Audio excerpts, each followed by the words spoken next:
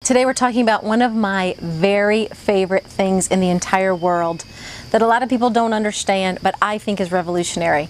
And I got the concept from Dr. Richard Swenson, who wrote the book Margin in 1992.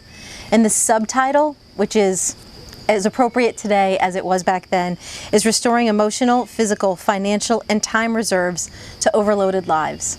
So before I was ever a mom, I read the book Margin. And in it, Dr. Swenson talks about building your life around bubbles of time where you actually say no to a lot of things so that you have the bandwidth to figure out what to say yes to and do those things really well. So, for example, typically what we do now is we're up early before the kids or with the kids. We get them off to school, we get us off to work, most of us. Some of us are home, but then we're doing other work, the laundry, the groceries, the cleaning, the errands, the taking care of the dogs, all of that. And then everybody kind of tends to come home around 3 in the afternoon, 4, then we're smack dab right into dinner, and then it's after school activities every single night of the week.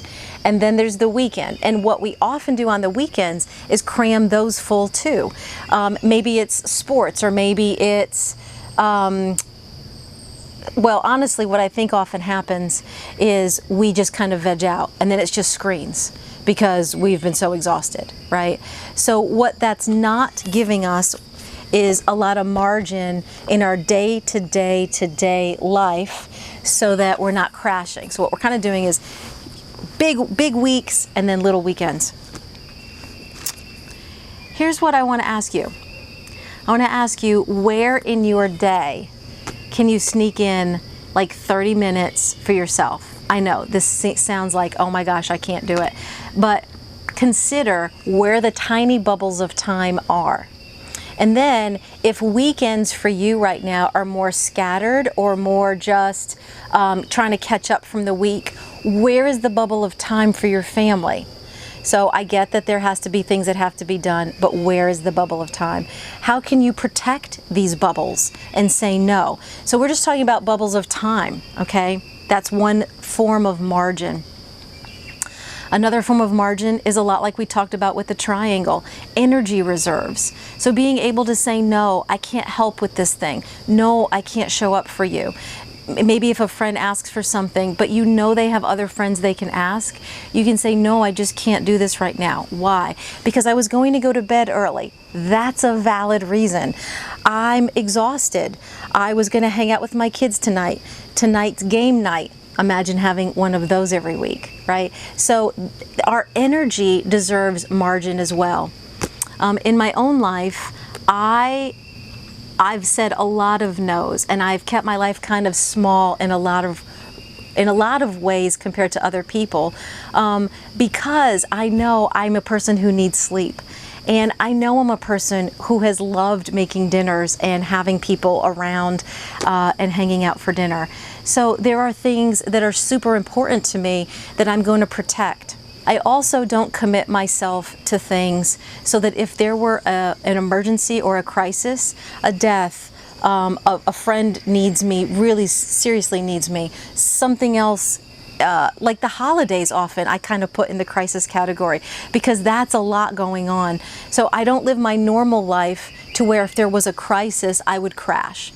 So I always live my life in a way so that there's extra time, money, and energy, so that if I'm put upon for a month, 6 weeks, where things just can't iron out for a while, I'll be okay because I can sustain it, because normally I don't live that way.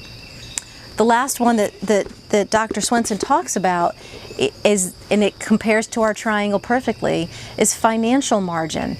So are we living in a way with our budgets and our finances and our money that not only reflects our values, but also gives us some reserve? So I know we're all in different places financially, but are you able to live kind of within your means, or finding a way to have to get extra money so that there's just a buffer, so that we're not living month to month, paycheck to paycheck, because that's incredibly stressful.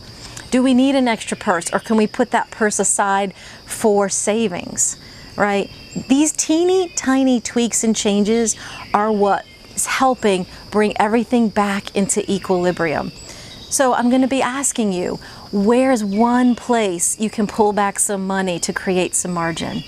Where's your one place that you're going to pull back a little bit of energy so that you have a little more emotional or physical reserves? And what's the one place where you can pull back your time and be able to have some reserves for your own time and for your family? Think about these things, and although it's an old book, if you want to look up Dr. Richard Swenson, he is amazing.